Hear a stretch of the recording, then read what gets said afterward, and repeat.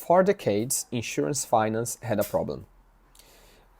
Companies could report strong premium growth, strong profits, strong earnings, yet it was difficult to understand whether value was being created. Then IFRS 17 arrived, and while most of the discussions focused on the accounting changes themselves, the real story is much bigger. Because IFRS 17 didn't just change reporting, it changed visibility. Well, welcome back to the channel first of all.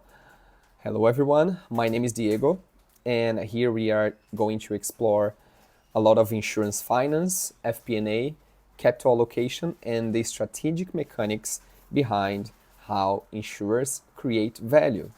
In our last video, we explored how reinsurance can be used as a capital management tool.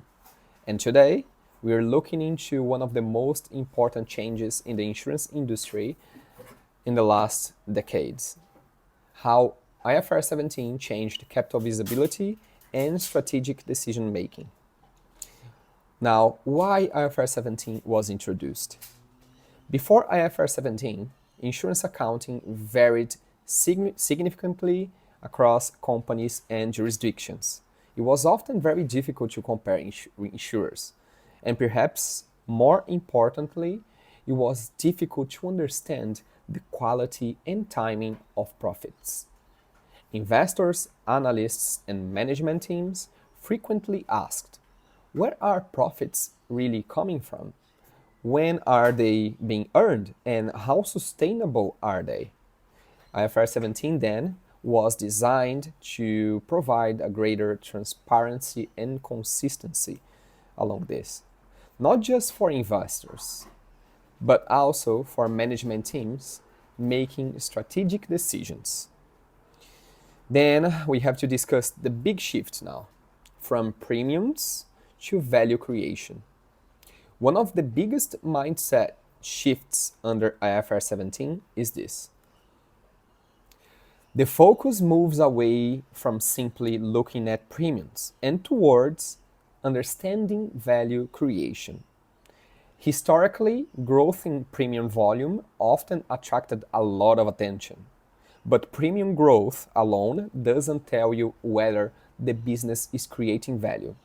Under IFRS 17, finance teams gain much better visibility into future profitability, earnings emergence, contract profitability, sources of profit, and this is where concepts like Contractual Service Margin, or CSM, becomes very important.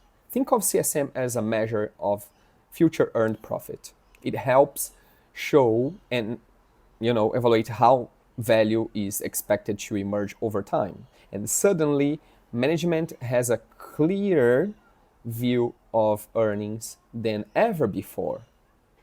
And now, why this matters for FP&A?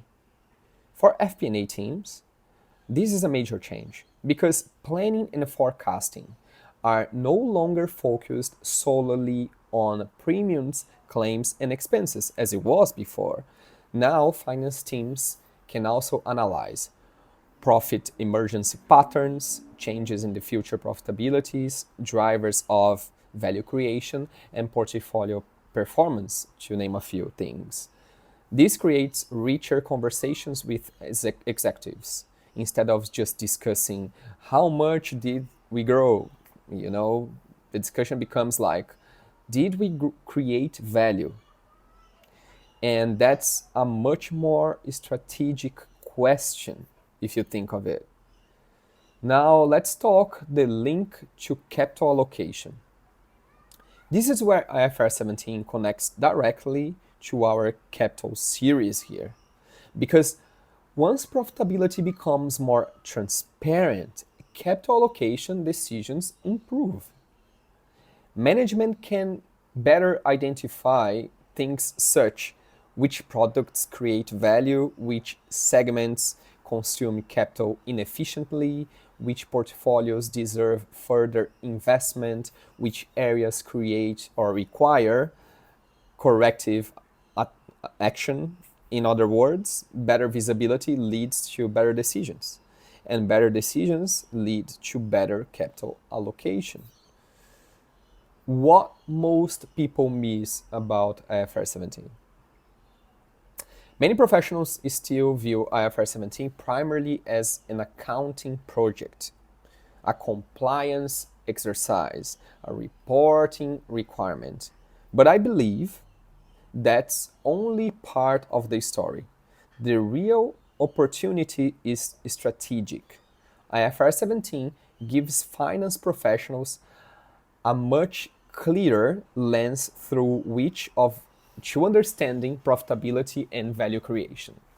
And when used properly, it elevates from reporting history to influencing strategy.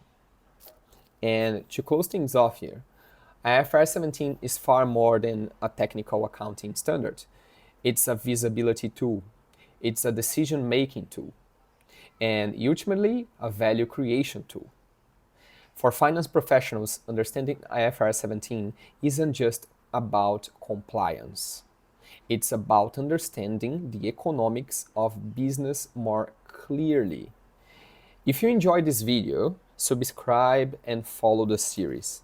And let me know in the comments, has IFRS 17 changed the way your organization thinks about profitability and performance if you're working in the insurance industry?